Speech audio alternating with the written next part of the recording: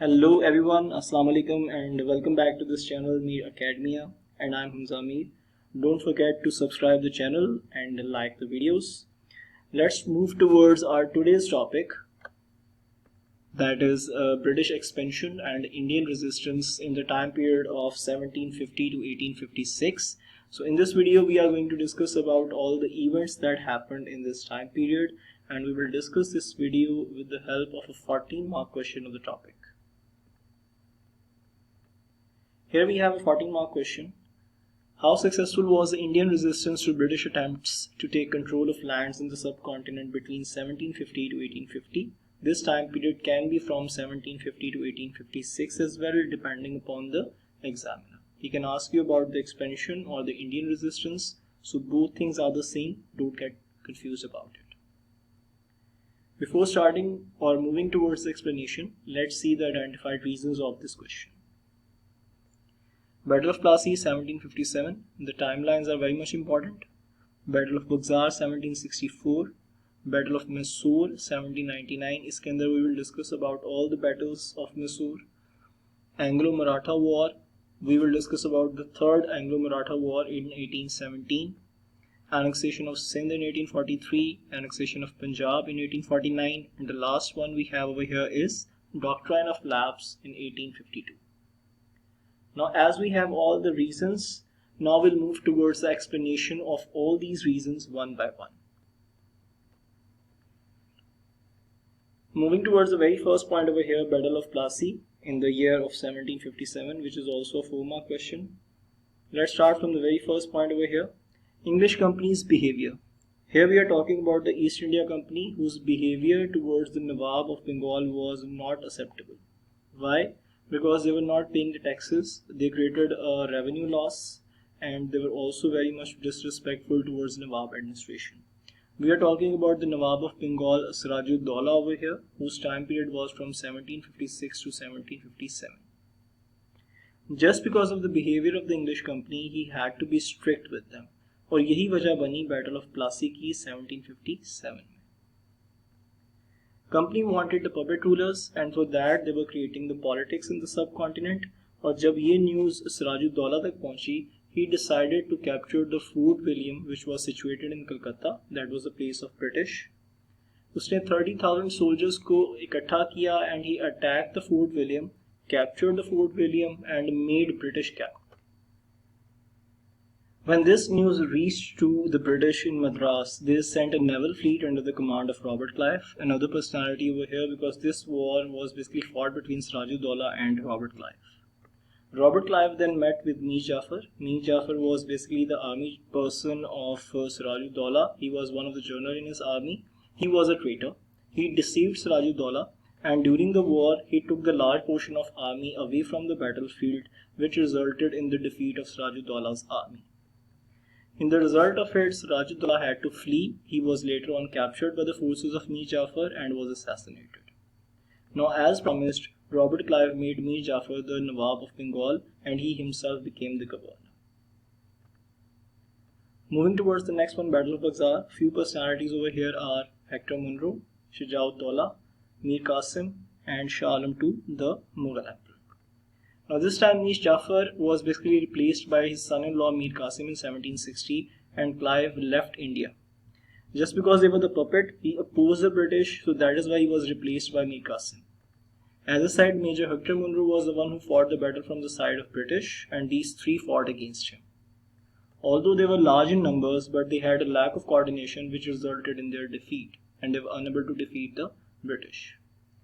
Later on, Mir Qasim fled to northwest and he committed suicide over there, and later on Mir Jafar was the one who again replaced him as the Nawab of Bengal. It means that he was chosen second time as the Nawab of Bengal. Shah Alam II sought shelter in the British camp, and just because of the help of Shah Alam II, the British were able to collect the revenue from the areas of Bengal, Bihar and Odisha. Next we have the Battle of Mysore in 1799. Now the first war over here was in the time period of 1767 to 69, which was against the Hyder Ali, who was the Sultan of Mysore at that time. Here's a picture of Hyder Ali. When we talk about the East India Company who was fighting the war against him, they tried to seek help from the Nizam of Hyderabad, who refused to help them, and instead of helping the Sultan of the Mysore, who was Hyder Ali. In the result of that war, the company lost the war and they almost lost the Madras as well.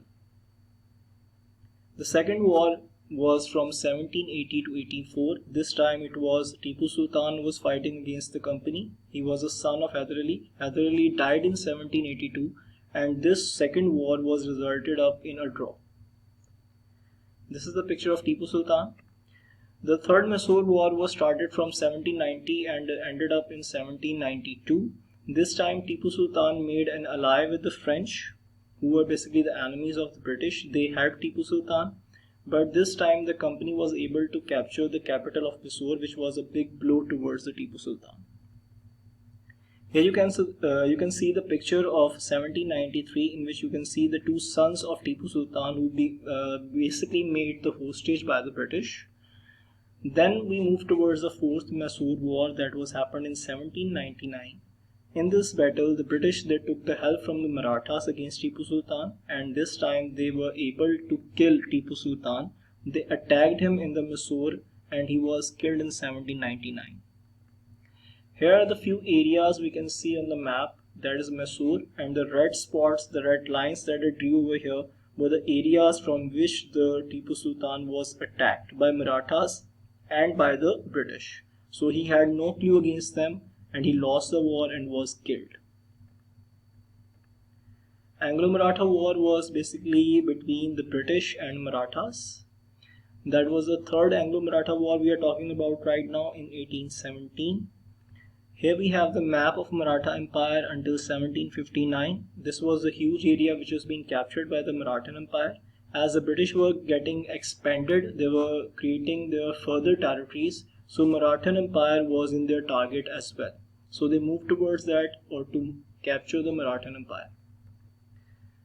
Peshwa Bajirao II was the major person of the Marathan. He was a ruler and he was defeated by the British, and after defeating him they sent him to Bithor near Kanpur with pension.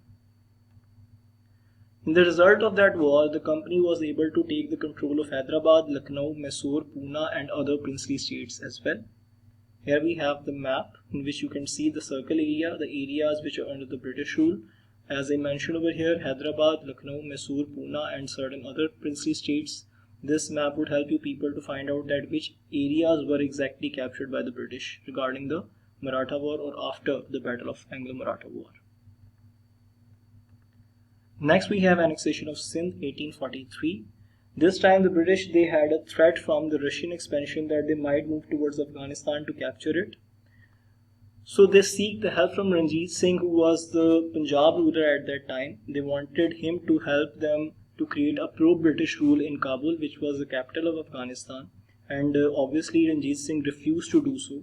So the British they decided to move by their own.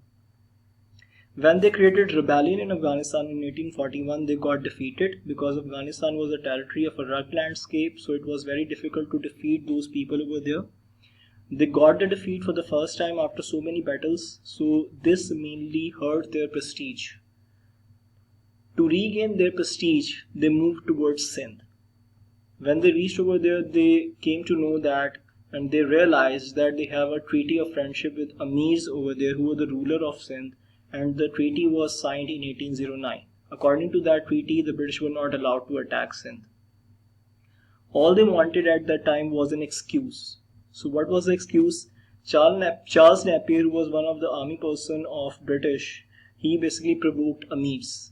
When he provoked them, they attacked. In that provocation, they attacked the British residency, and now the British they got the excuse to attack the Amirs. In result of it, they got that excuse, they attacked Sindh and annexed Sindh. This is a picture of Charles Napier. Moving towards the next one, Annexation of Punjab in 1849. As I said, Ranjit Singh was a ruler over there in Punjab. So as they had the treaty with the Sindh, they also had a treaty with Punjab as well in the same year in 1809, the same treaty of friendship. So they were unable to attack Punjab as well. But one incident happened over here. that Ranjit Singh died in 1839. Just because of death, there was certain arguments among the Sikhs that now who would succeed him or who would become the next Punjab ruler. British, they knew that the Ranjit Singh is no more. So Sikh, as they know that just because of this point or just because of the death of Ranjit Singh, British would definitely attack Punjab. So they themselves provoked British. British went over there, fight a war against the Sikhs, and they won that war against the Sikhs. In this one, there was one personality over here, Gulab Singh Dogra, who helped the British, and in result of his traitorship, he was rewarded with Kashmir in 1849. Later on, they moved towards NWFP, they annexed NWFP, and with the other certain Nawabs, they forced them to sign the treaties, and the Nawabs were from Hyderabad, Oudh, and Deccan.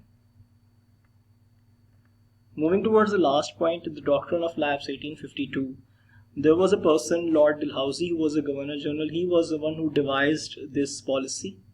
There is a picture of Lord Dalhousie. Now, what was this policy? This is also a 4-mark question, so let me explain that. According to this policy, if any ruler who died and he does not have any offspring, जिसको आप वारिस भी कह सकते हैं, or no other successor or the ruler after him, then the British would annex their land. Another reason of that was basically that if any ruler who misgoverned the empire, his empire would also be annexed by the British. And one of the example over here is the Nawab of Oudh in 1856, who misgoverned his empire according to British, and they captured their empire. Under this policy, Sitara, Nagpur and Jhansi came under the rule of British. So this is how they expanded their territories. Don't forget to subscribe the channel and to like the video, and please mention in the comment box if you think that this video was useful. Until next, please keep watching. Khuda Hafiz.